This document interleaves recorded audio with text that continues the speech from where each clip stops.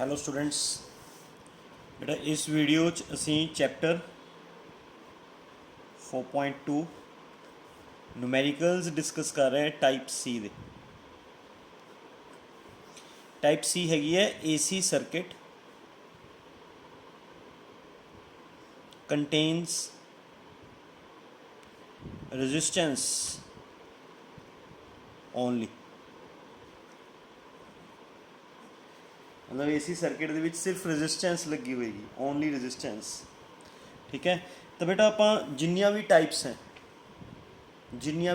ਹੈ ਉਹਨਾਂ ਦੇ ਇੱਕੋ ਹੀ ਫਾਰਮੂਲਾ ਯਾਦ ਕਰਾਂਗੇ। ਇੱਕੋ ਹੀ ਮੈਂ ਤੁਹਾਨੂੰ ਫਾਰਮੂਲੇ ਦੱਸ ਦਿੰਦਾ। ਜਿਵੇਂ ਓਹਮਜ਼ ਲਾ ਹੁੰਦਾ I = V/R, ਤਾਂ ਤੁਸੀਂ ਐਵੇਂ ਫਾਰਮੂਲਾ ਯਾਦ ਰੱਖਣਾ I = E/Z। ਸਾਰੀਆਂ ਟਾਈਪਸ 'ਤੇ ਇਹੀ ਫਾਰਮੂਲਾ ਲੱਗੇਗਾ। I = E/Z। ਜੇ E नोड है, E नोड/Z है तो I नोड आ जाएगा बेटा। E M/Z है तो I M आ जाएगा। E RMS वैल्यू/Z है तो करंट की भी RMS वैल्यू आ जाएगी। समझ गए? जो वैल्यू EMF की होएगी उही वैल्यू करंट की होएगी। पीक वैल्यू ऑफ EMF है तो peak value of current, mean value of EMF है तो mean value of current, RMS value of EMF है तो RMS वैल्यू ऑफ करंट। नीचे Z नो सी इंपीडेंस कहने हैं। एंड फॉर रजिस्टिव सर्किट जिहड़ा Z हुंदा that is equal to R। मतलब ये सारे फार्मूले R लग सकता।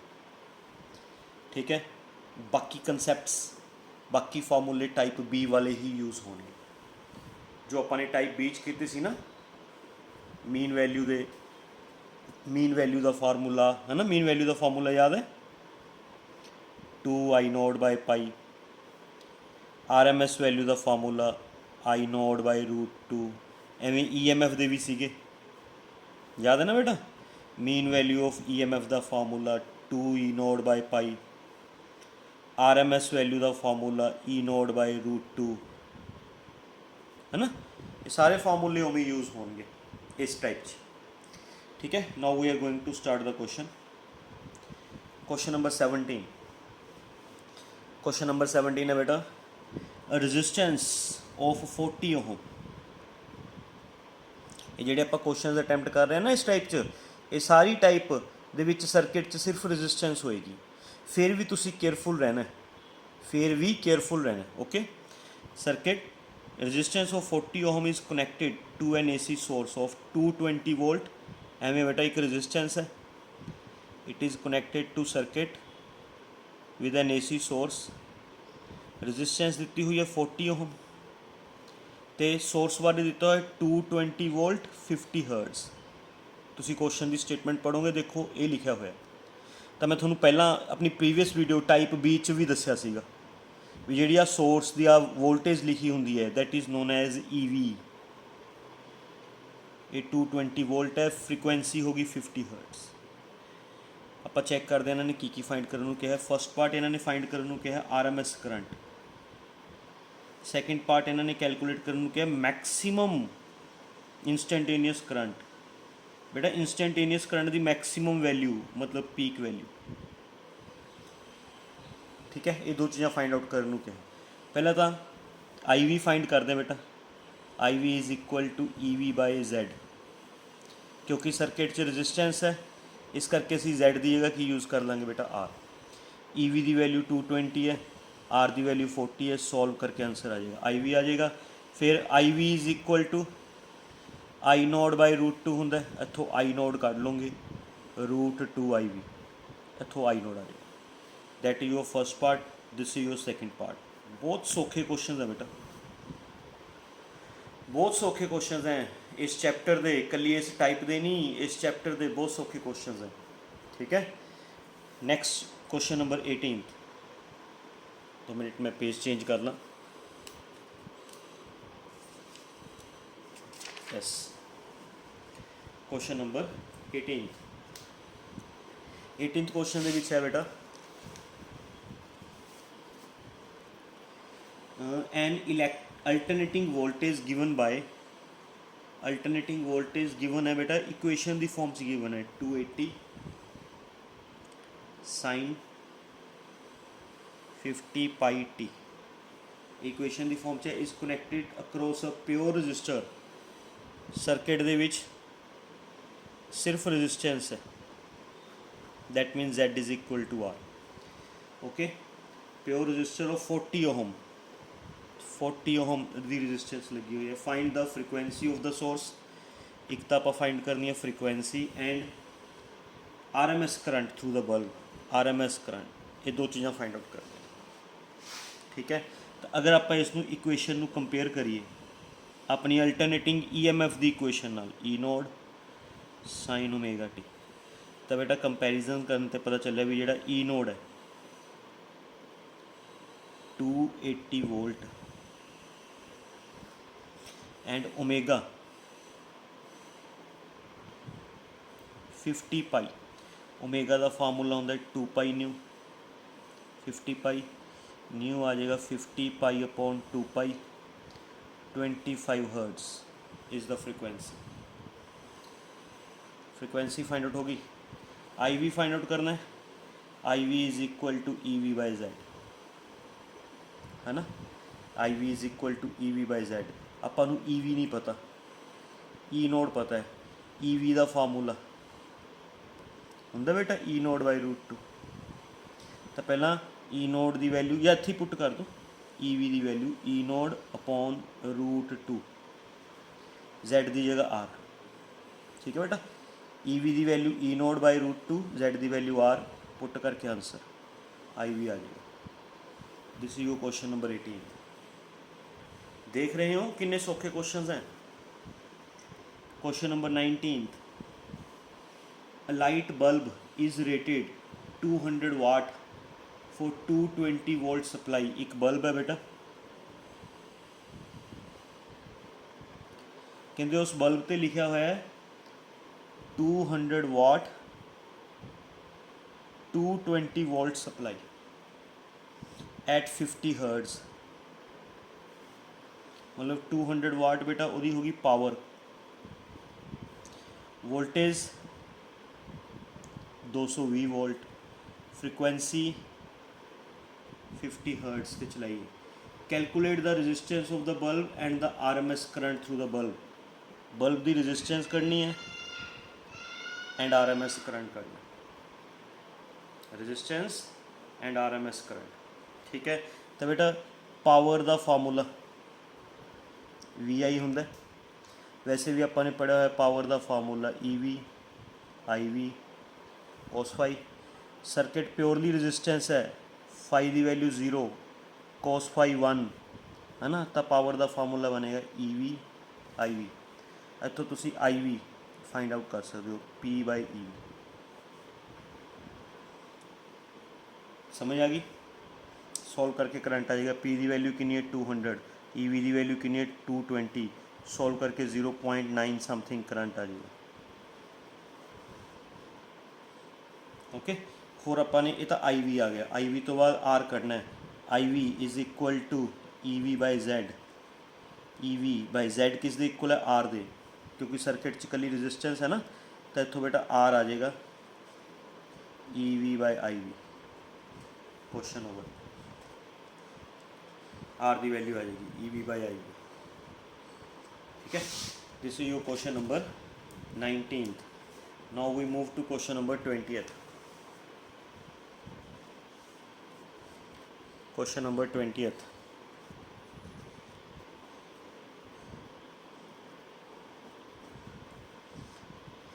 an alternating EMF of peak value 350 volt, alternating EMF दी peak value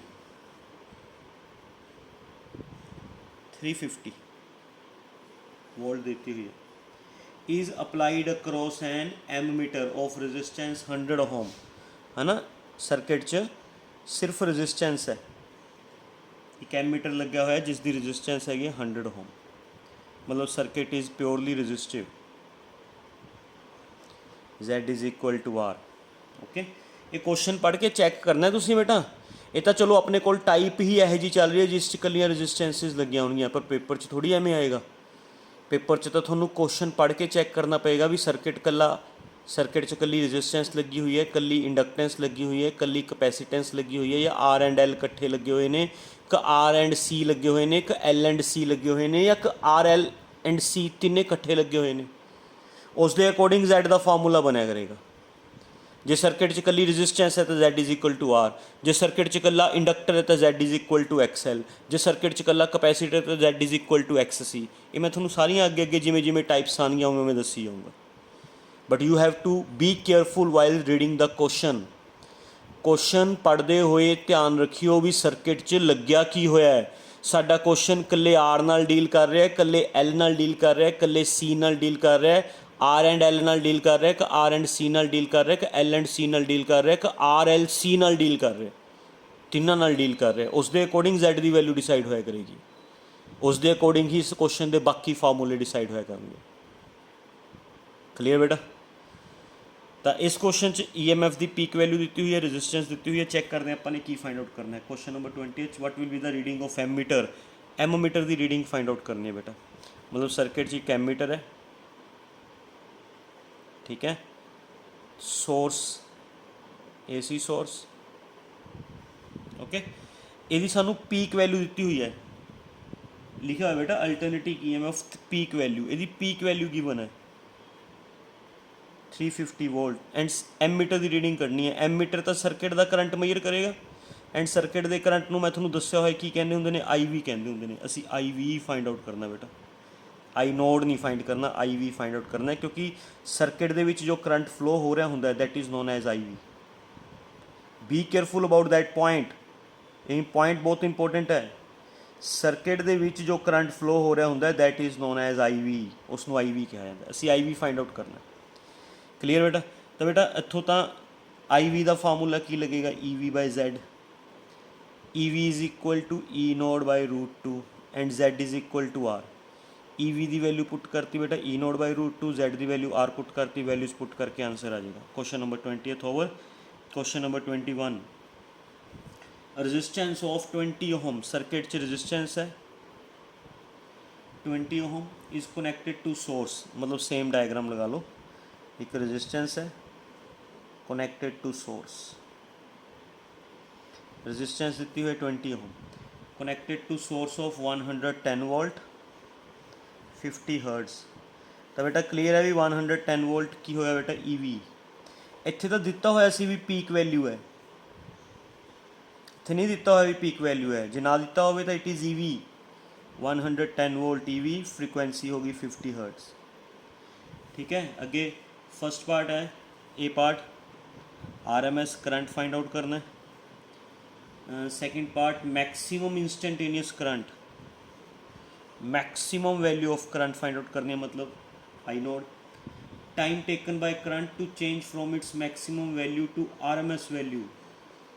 and C part important है बेटा, ਆਪਾਂ ਨੇ ਉਹ टाइम टेकन करना है जो करंट की वैल्यू मैक्सिमम तो RMS चेंज होएगी।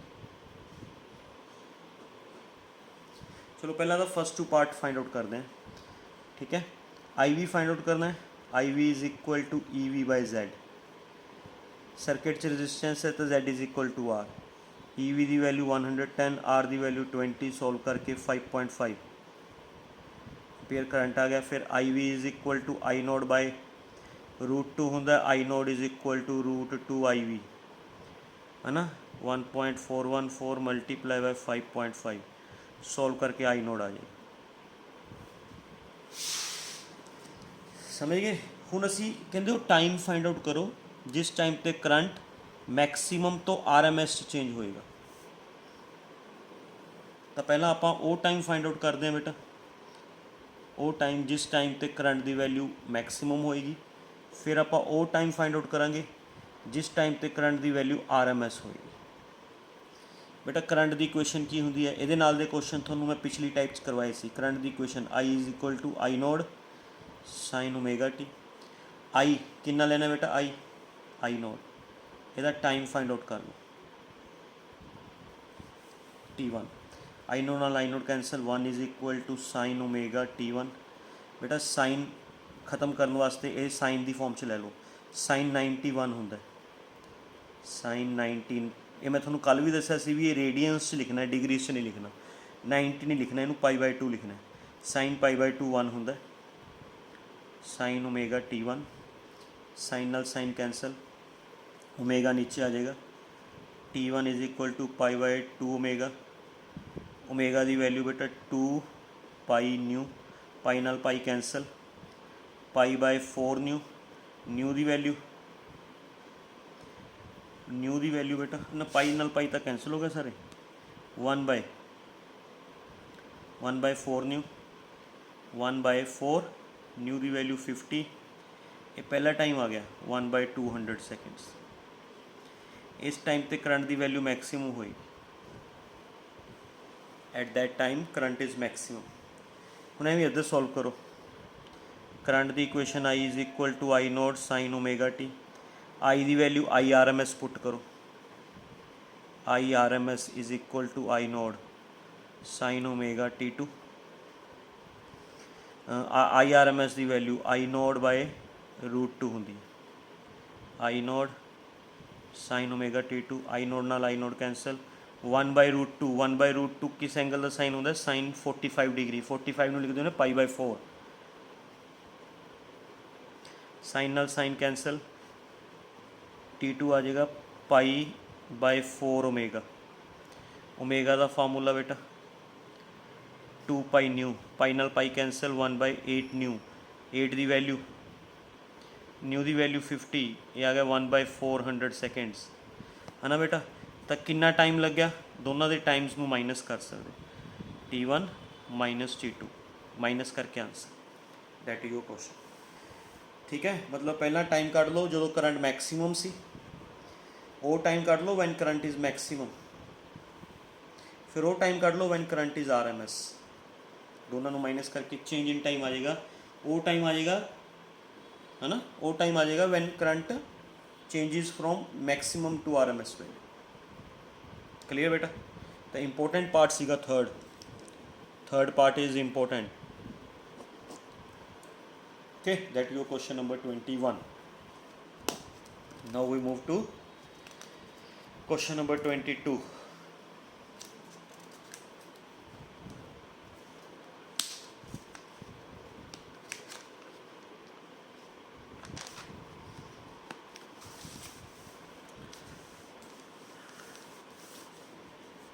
Now this is question number 22.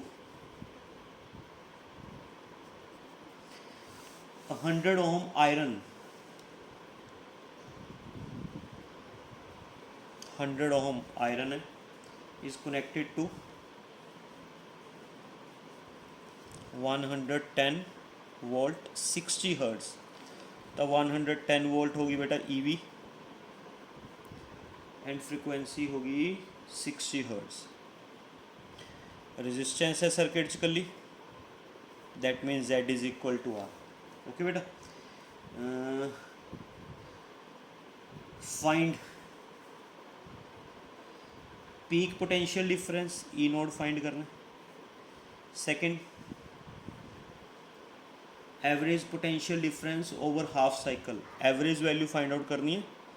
Average value मतलब mean value over half cycle ही आएगी। जो एवरेज वैल्यू फुल साइकिल तो लिखी होंगी तो आंसर 0, समझ गए ना।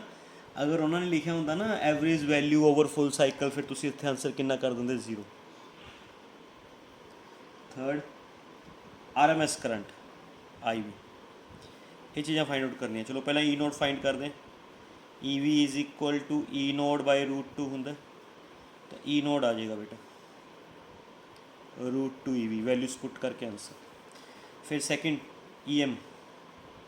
EM 2 E node by pi, values put करके answer. Third IB EV by Z किस इक्वल है R, वैल्यूज पुट करके answer.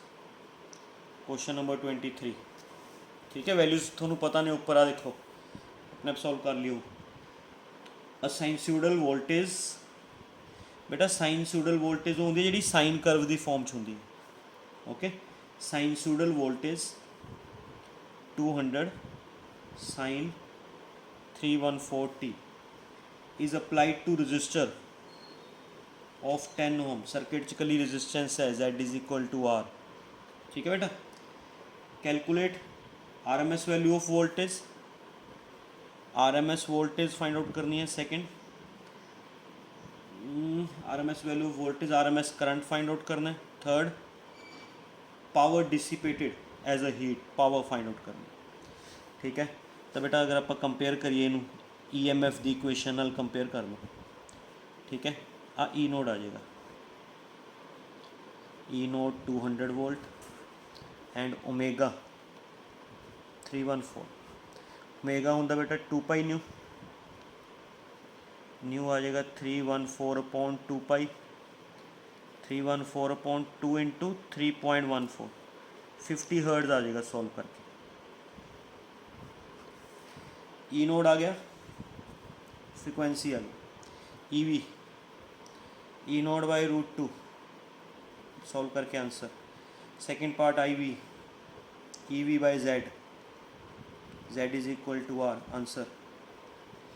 Power EV IV cos phi, purely resistive circuit वास्ते, for purely resistive circuit phase difference थोनू पता है 0 होंगे, cos 0 1, EV नू IV ना मल्टीप्लाई करके पावर। क्वेश्चन ओवर, समझ गए बेटा। पावर का formula EV IV cos phi, for purely resistive circuit phase difference थोनू पता है 0 होंगे, फाई की वैल्यू 0 पुट की, cos 0 1 होंगे, EV IV रह गया, EV तो IV की वैल्यूज पुट करके मल्टीप्लाई करके पावर लॉस आ जाए। This is your question number 23 and this is your type C। पूरे तक अपनी टाइप C कवर होंगे बेटा। Thank you very much.